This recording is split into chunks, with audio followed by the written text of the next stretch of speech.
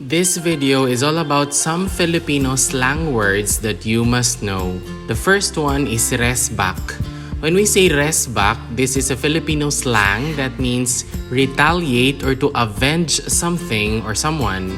It comes from the words rest, back, which means to forcefully retake something from someone through a violent or twisting movement.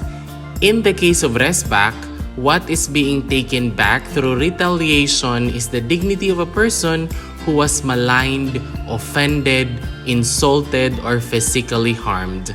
For example, pare, rumesbak tayo sa gagong yon, sasamahan ka namin.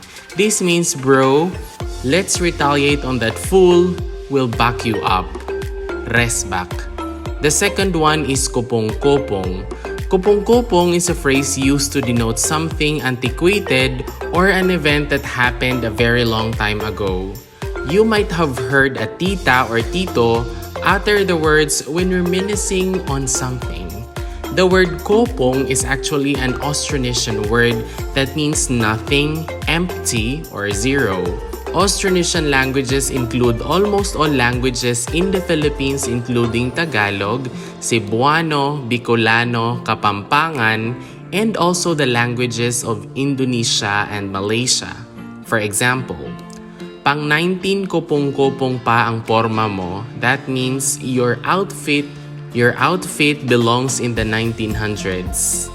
Isputing. Rarely used these days, isputing is a colloquial term used to praise someone's attire.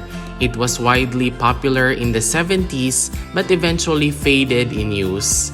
Isputing comes from the word sporting, which was frequently used in sartorial commentary. Here comes one, sporting an American suit and tie, but used in Filipino slang, sputing took on the form of an adjective that means good-looking instead of a verb. For example, Oy, sputing ka ngayon na. Hey, you look dashing today. The next Filipino slang word you must know is epal.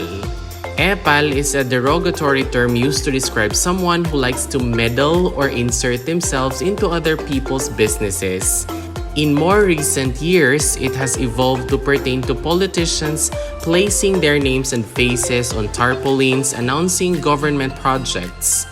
Epal comes from the word papel, which is also used as a derogatory word to describe someone who likes to take credit for something they have little to do with. For example, wag ka ngang epal, umalis ka dito, stop butting in, go away. The Filipino slang word toka is a popular word used by various generations of Filipinos whenever there are potlucks at parties, reunions, or get-togethers. In Filipino slang, toka means something assigned for you to bring or take care of. You might hear someone say that the lasagna or lechon is his toka for this year's Christmas party. Toka may have come from the Spanish word toca, whose loose translation is to handle or to manage.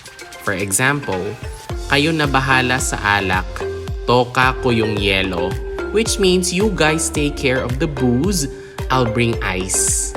Lintik is one of those vague Filipino slang words that could mean anything but is usually used as an expression of surprise, anger, irritation, or frustration. It actually has an entry in the UP Diksionaryong Filipino. It means kidlat or lightning. Hence, when you hear someone say, tinamaan ng lintik, he is literally saying struck by lightning. For any other uses and expressions, it can generally mean damn. For example, lintik, umayos ka nga? Damn it, will you please behave? The next Filipino slang word you must know is pabebe. It's easy to discern where this Filipino slang came from. Pabebe comes from the term pa, baby, which means acting cute or like a baby. It is also used as an alternative word for maarte or someone who drags everyone down because of sassy attitude or diva complex. For example, wag ka ngang pabebe, which means stop being so sassy. In Filipino slang, Tukmol means ugly. However, its original meaning in the Filipino dictionary is a bird, which is a type of pigeon or kalapati, but smaller in size and has brown feathers. It's very unfortunate that the innocent bird is now associated with a vulgar colloquial term. For example, tukmol ka, which means you look hideous. The next Filipino slang word is gonggong. Tukmol is not the only animal whose name found its way in colloquial use.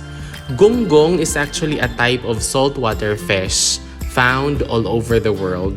In Filipino slang, gonggong is a superlative form of stupid. You might have heard villains from Filipino action films from the 80s through the 90s shout this word to his minions. For example, mga gonggong kayo, which means you are a bunch of brainless idiots. And that is all about our Filipino slang words that you must know. If you learned something new from this video, please don't forget to click like, leave a comment, and subscribe. Moreover, you might also want to watch the next video on the screen. Maraming salamat, thank you for watching, and see you in the next video.